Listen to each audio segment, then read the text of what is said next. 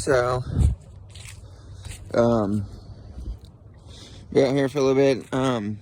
Yesterday, I made a bunch of videos of, my tractor tiller thing, and, none of them turned out really, but,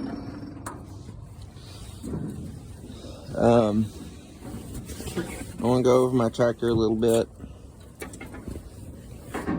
So this is a late 1975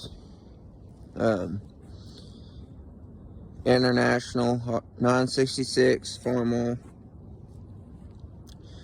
The engine is a 6.8 liter 6-cylinder naturally aspirated 414 DT International engine, diesel engine in it. Last night I rubbed the alternator off of it. I'm going to use it as a generator motor on the generator tractor thing. See, naturally aspirated, no turbo, nothing. I just got a makeshift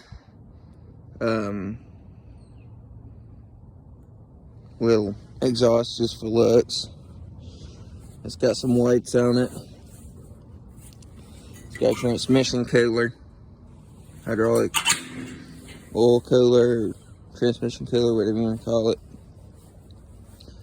The engine had water all in the head.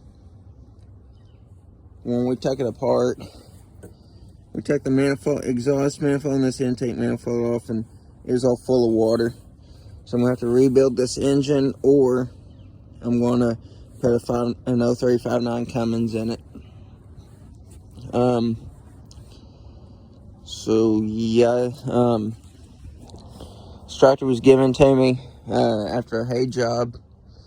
I done this hay, and at the end of it, he gave me this tractor. It's got some wheel weights on it on both sides. Let's see, dual rear remotes, 540 and 1000 PTO. It's 91 horsepower at the engine, 95 at the PTO. Weighs about 12,000 pounds, maybe a little over 12,000 pounds. Maybe 12 or 12.5. Or probably mainly close to 11. I think it weighs 11,700 pounds without weights. And this has weights on it, so it probably weighs 12,000. So, somewhere through there, pulled it home with a 2020, I think it was, or 2022 GMC Denali Dually Duramax.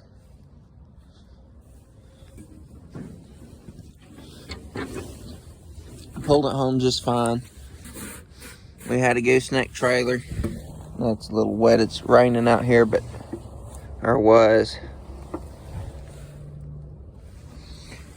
So it's got your throttle here. You got your TA, which is not working right now because this tractor don't run, of course, but I was having it on there. It's got a sliding gear transmission. You got reverse, low and high, neutral. You have 1, 2, 3, and 4 gears. And I have the tractor jacked up on that side so I could spin that tire. I'm gonna get it in the gear.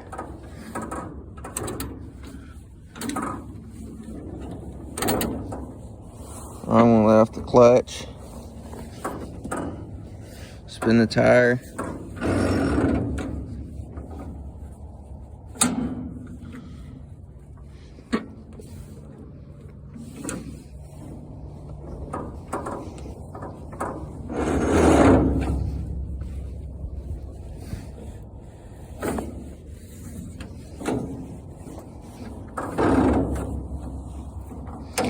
So we're gonna put it in fourth gear, put it in reverse, make sure it's in reverse. Okay, clutch is out. Not having any feet on the clutch. I'm gonna see it's locked up. It's not turning the engine over.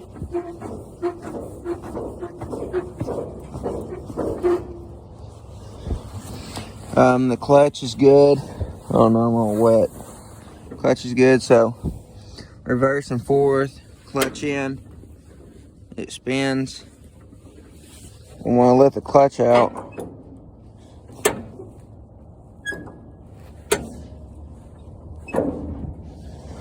Now I'm going to slowly turn it and see where the clutch engages at.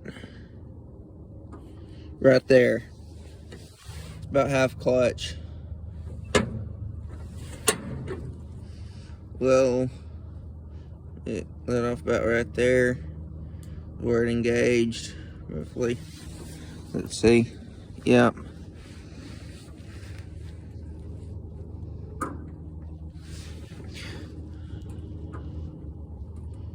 Right there's where it starts engaging just a little bit.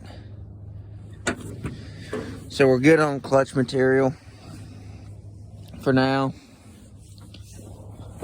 It's not slipping or anything. When you go down, when you're driving it, you don't rest your foot on the clutch. It goes for semi, pickup truck, car, tractor, anything with a clutch. You don't ride on it. You will burn. It takes a little bit of pressure off of the clutch, and it slips. And once it gets hot enough, it'll burn it out within 5 minutes. So that's when you're stopped. Slowly let it out when you take off, and then have your foot completely off the clutch, completely off the brakes.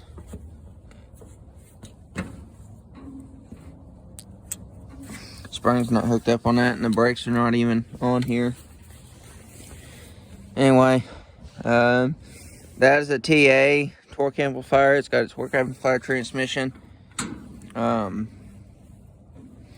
Get it out of gear. So I'm gonna double clutch it. Then I'm gonna put it in low.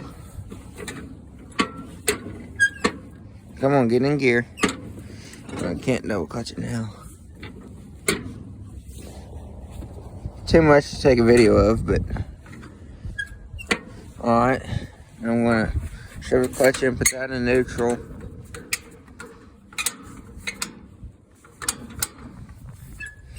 And then clutch is off and it spins freely. Nothing restraining it except for the weights. And it wasn't even in gear. This thing holds 32 gallons of fuel. It's got a 32-gallon fuel tank.